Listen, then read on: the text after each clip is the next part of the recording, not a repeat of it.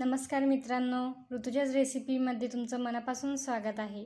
आज आपण अगदी हॉटेलसारखा चटपटीत व्हेज पुलाव घरच्या घरी बनवणार आहोत. असा मोकळा सुगंधी आणि रंगीबेरंगी व्हेज पुलाव पाहिला की लगेच खाण्याची इच्छा होते. प्रत्येक तांदळाचा दाणा मोकळा, भरपूर भाज्या आणि मसाल्यांचा अप्रतिम सुगंध. हा पुलाव कोशिंबीर सोबत खाल्ला तर चव आणखी खुलून येते. चला तर वेळ न घालवता रेसिपीला सुरुवात करूया. सर्वात आधी मी 1.5 वाटी तांदूळ निसून एका भांड्यात काढून घेत आहे. हे तांदूळ आता 2 वेळा स्वच्छ पाण्याने धुवून घ्यायचे आहेत. हे तांदूळ धुतल्यामुळे त्यातील स्टार्च निघून जाते आणि शिजल्यानंतर दाणा छान मोकळा राहतो.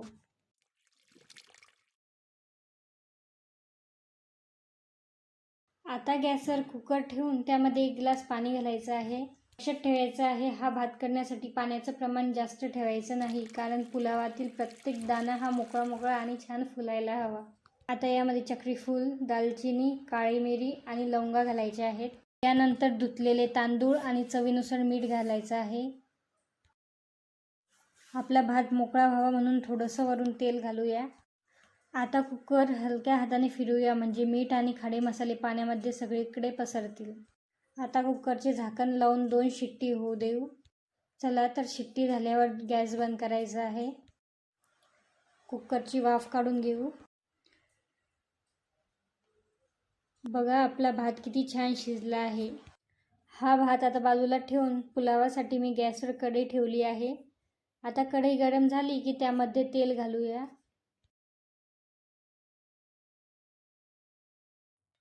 आता तेलामध्ये अर्धा चमचा जिरे घालूया. जिरे तडतडू लागले की त्यामध्ये 1 बारीक चिरलेला कांदा घालून हलका सोनेरी होईपर्यंत परतून घ्यायचा आहे. आता यामध्ये मी वाटाणे घालत आहे. आता यामध्ये बारीक चिरलेली शिमला मिरची घालून 1 मिनिट परतून घ्यायचं आहे. यामध्ये आता 2 बारीक चिरलेल्या हिरव्या मिरच्या घालू. यामुळे पुलावला हलकासा तिखटपणा आणि छान स्वाद येईल. आता अर्धी वाटी बारीक किसलेले गाजर घालूया आणि अर्धा वाटी किसलेला पत्तागोबी घालूया. यानंतर 1 बारीक चिरलेला टोमॅटो घालू. आता या सर्व भाज्या एकत्र छान परतून घेऊया. त्यामध्ये आता लसूण आलं पेस्ट घालायची. हे सर्व छान परतून घेतल्यावर यामध्ये मसाले घालूया. अर्धा चमचा जिरा पावडर, अर्धा चमचा धनिया पावडर, हळद अर्धा चमचा, लाल तिखट 1 चमचा, गरम मसाला अर्धा चमचा, पावभाजी मसाला 1 चमचा. हे मसाले आता छान परतून घ्यायचे आहेत. या मसाल्यामुळे पुलावला छान रंग आणि अप्रतिम चव येते. आता शेवटी यामध्ये उकडलेले बटाटे चिरून घालायचे आहेत. हे आलू परतून झाल्यावर या भाज्या शिजण्यासाठी यावर झाकण ठेवू. 2 मिनिटांनी हे झाकण काढून घ्यायचं आहे. बघा तर आलूला मसाले छान कोट झाले आहेत. तर आता आपला भात चाळणीमध्ये काढून घेतला आहे. या मसाल्यांमध्ये हा भात घालूया. हलक्या हाताने हा भात आता एकत्र करून घ्यायचा आहे, म्हणजे तांदळाच्या दाण्यावर मसाला छान बसेल आणि भात तुटणार नाही. आता यामध्ये चवीनुसार मीठ घालूया.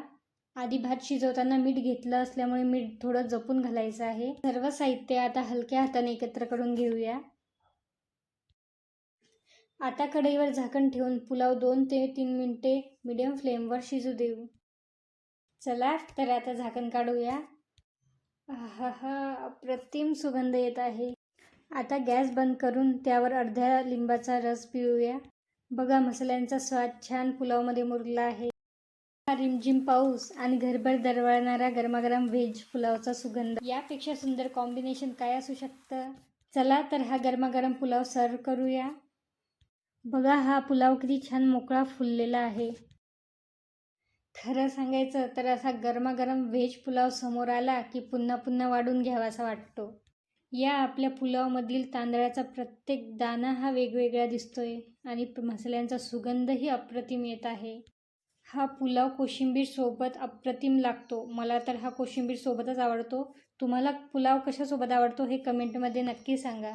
आणि हो, तुम्हाला जर ही रेसिपी आवडली असेल तर व्हिडिओला लाईक आणि शेअर नक्की करा आणि ऋतुजाज रेसिपी चॅनलला सबस्क्राईब करायला विसरू नका. तर पावसाच्या प्रत्येक सरीसोबत गरमागरम पुलावचा हा प्रत्येक घास, खरंच ही चव शब्दात सांगता येणार नाही, फक्त अनुभवता येते.